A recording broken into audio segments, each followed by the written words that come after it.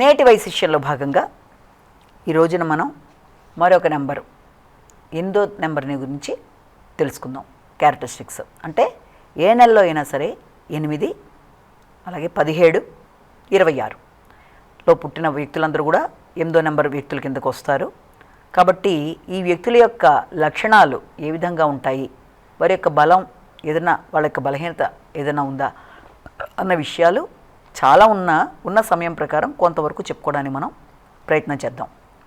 అంటే ఇది characterisation, generalisation చేసి చెప్తున్నది కాబట్టి ఇది మామూలుగా క్యారెక్టరిస్టిక్స్ తప్ప దీంట్లో లక్షణాలు ఎలా ఉంటాయన్నది మాత్రమే మనం ఇక్కడ మాట్లాడుకుంటున్నాం. అది కూడా కామన్గా అంటే జనరల్గా చెప్తున్న విషయం, ఇది కేవలం ఒక వ్యక్తిని ఉద్దేశించి చెప్తున్నది కాదు కనుక అది మనం గమనించుకుందాం. ఇక్కడ ఏంటంటే సాధారణంగా ఈ 8వ తారీఖు 8 కాంబినేషన్ 8, 17, 26లో పుట్టిన వాళ్ళందరూ కూడా వీళ్ళకి ఇతరులని ఆజ్ఞాపించే శక్తి అనేది వీళ్ళలో ఒక స్పెషల్గా మనం చెప్తాం. అంటే దేనైనా సరే వీళ్ళు కమాండింగ్ నేచర్ అనేది వీళ్ళల్లో ఒకటి మనం ప్రత్యేకంగా చూస్తాం. అంటే అన్నీ నేర్చి సూక్ష్మ బుద్ధి వివేకాలు అన్నీ ఉంటాయి వీళ్ళల్లో. ఉండడమే కాకుండా ఎప్పుడు థింకింగ్ అనేది వీళ్ళకి ఎక్కువగా ఉంటుంది. ఎప్పుడు ఏదో ఆలోచిస్తున్నట్టుగా ఉండడం, ఇతరులను ఆజ్ఞాపించటం, అలాగే ప్రతి విషయంలోనూ చాలా జాగ్రత్తగా గమనిస్తూ ఉండడం అనేవన్నీ కూడా దీంట్లో మనం చెప్పచ్చు. అలాగే వీళ్ళకి ఏంటంటే ఇంకా అన్నిటినీ పరిశీలించే స్వభావం అనేది ఎక్కువ, అంటే ప్రతిదాన్ని కూడా డీప్గా వీళ్ళు పరిశీలిస్తారు. ఏ రంగంలో కాలు పెట్టినా కూడా వాళ్ళ యొక్క ఆధిక్యతని వాళ్ళు ప్రదర్శిస్తారు. అంటే ప్రతి దాంట్లో కూడా ఆధిక్యతను చాటుకుంటారు.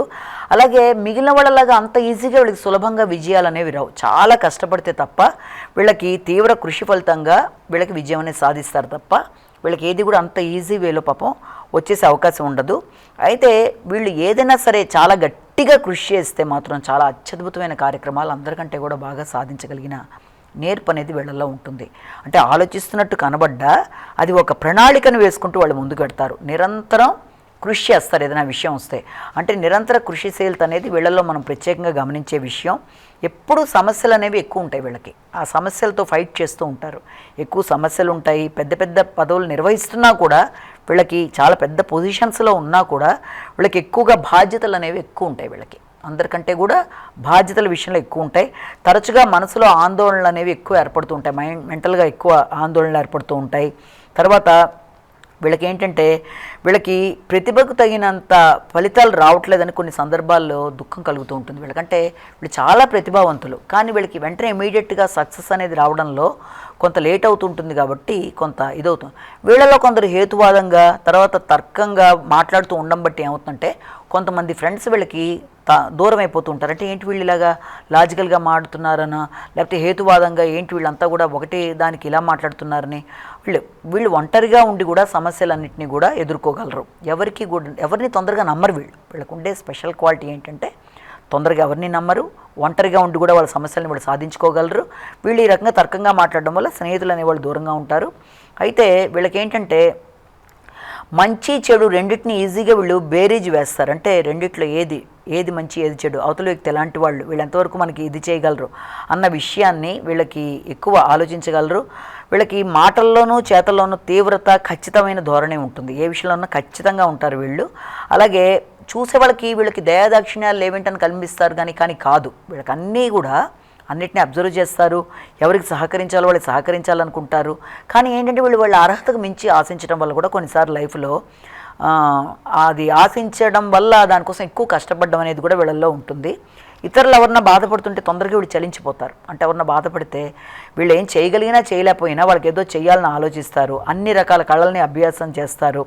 ఒంటరిగానే ఏ పనైనా సాధించడానికి ఎక్కువ ప్రయత్నాలు చేస్తారు. ప్రేమ, దయ అనేవి అధికంగా ఉంటాయి. అలాగే వీళ్ళకి ఏంటంటే అవినీతి, అక్రమాలు ఏదైనా ఉంటే వాటిని పారద్రోలాలను చూస్తారు.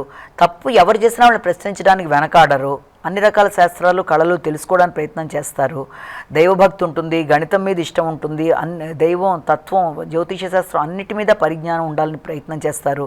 సినీ నటులు, నాట్యకారులు మొదలైన వాళ్ళు వీళ్ళల్లో ఉంటారు. శాస్త్రజ్ఞులు, సైనికులు, తర్వాత దాంతోపాటు శస్త్రచికిత్స నిపుణులు, కంప్యూటర్ ఇంజనీరింగ్ అన్ని రకాల వాటిలోనూ వీళ్ళని చూడొచ్చు. వీళ్ళకేంటంటే కొందరు ఆధిక్యత ఉండేవాళ్ళు ఉంటారు, కొందరేమో సేవకులుగా ఉంటారు. మళ్ళీ 2 రకాలుగా ఉంటుంది వీళ్ళలో. ఒకళ్ళేమో అలా ఉంటారు, ఒకళ్ళు ఉంటారు. అలాగే వీళ్ళు ఏంటంటే ఎంత పెద్ద సమస్యల లోపలికి వెళ్ళిపోయినా చాలా తొందరగా బయటపడతారు.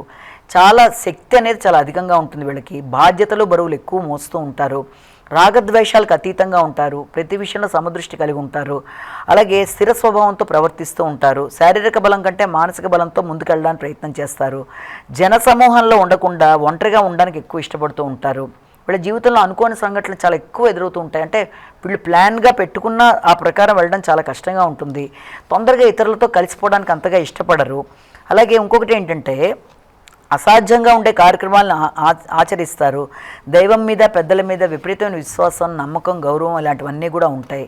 అయితే దీంట్లోనే ఒకవేళ నెగిటివ్ క్యారెక్టరిస్టిక్స్ అంటే ఏంటంటే బలహీనతలను కనుక మనం తీసుకున్నట్లయితే వీళ్ళకి సంబంధించిన విషయాల్లో వీళ్ళకి ఉన్న వాటిల్లో కూడా ఏంటంటే చిన్నప్పుడు వీళ్ళు అవిశ్రాంత కృషి అనేది ఎక్కువ చేస్తారు. న్యాయమైన గుణత్వం కలిగి ఉంటారు. అలాగే ఉన్నత విజయాల్ని లక్ష్యంగా పెట్టుకొని సాధిస్తారు. అయితే కొన్ని సందర్భాల్లో ఏంటంటే వీళ్ళకి ఆశించిన స్థాయిలో లేకపోవడం వల్ల కొంత జెలసీ పర్సన్గా వీళ్ళు అవ్వడం అనేది వీళ్ళలో ఒక బలహీనతగా మనం చూడొచ్చు. అయితే వీళ్ళు ఏంటంటే అన్నీ కూడా వీళ్ళు అనుకున్నట్టుగానే ఉన్నట్టుగా ఉంటుంది ప్రపంచం అనుకోవడం అనేది సాధారణంగా తక్కువ కనుక వీళ్ళ యొక్క బలహీనతల్లో ఏంటంటే కోపం, పగ, ద్వేషం, మూర్ఖత్వం అలాంటివి కూడా కొన్ని ఏర్పడతాయి. ఎప్పుడు ఈ యొక్క ఆధిక్యత తగ్గినప్పుడు, బలహీనత ఉన్నప్పుడు, పైకి మంచివాళ్ళుగా కనబడుతున్నా కూడా లోపల కొంత జెలసీ టెంపర్మెంట్ లాంటివి ఇవన్నీ కూడా నెగిటివ్ క్యారెక్టరిస్టిక్స్. ఎప్పుడు బలం లేకుండా ఉన్నప్పుడు అలా ఉంటుంది. అలాగే వీళ్ళకి ఏంటంటే ఎప్పుడు కూడా ప్రతి విషయంలోనూ వాళ్ళ యొక్క దర్పాన్ని ప్రదర్శించాలని కోరుకుంటారు. ఆ రకమైన లక్షణాలు ఉంటాయి. అదే ప్లస్గా ఉన్నప్పుడు ఏంటంటే పెద్దల్ని గౌరవించడం, పెద్దలు చెప్పిన విధానంలో వెళ్ళడం, విశ్వాసంగా ముందుకు వెళ్ళడం, దయాదాక్షిణ్యాలు కలిగి ఉండడం, ఇతరులకు సహకరించడానికి ప్రయత్నం చేయడం, ఇతరుల యొక్క బాధను చూసి చెలించిపోవడం, నిరంతరం కృషి వలరుగా ఉండడం, తర్వాత అతి కష్టం మీద అనుకున్నవి సాధించడం, అవి ప్లస్ పాయింట్స్ అయితే అంటే అది బాగున్నప్పుడు, అంటే బలం ఉన్నప్పుడు 8, 17, 26లో బలం ఉన్నప్పుడు ఆ రకంగా ఉంటారు. బలం తగ్గినప్పుడు అంటే నెగిటివ్ టెంపర్మెంట్లో కనుక చూసినట్లయితే అదే విషయంలో కొంచెం వాళ్ళకి జెలసీ టెంపర్మెంట్లో ఉండడం ఇలాంటివి ఉంటాయి. వాటిని ఈజీగా అధిగమించవచ్చు. కాబట్టి ఉన్న సమయం తక్కువగా ఉన్నంతలో మనం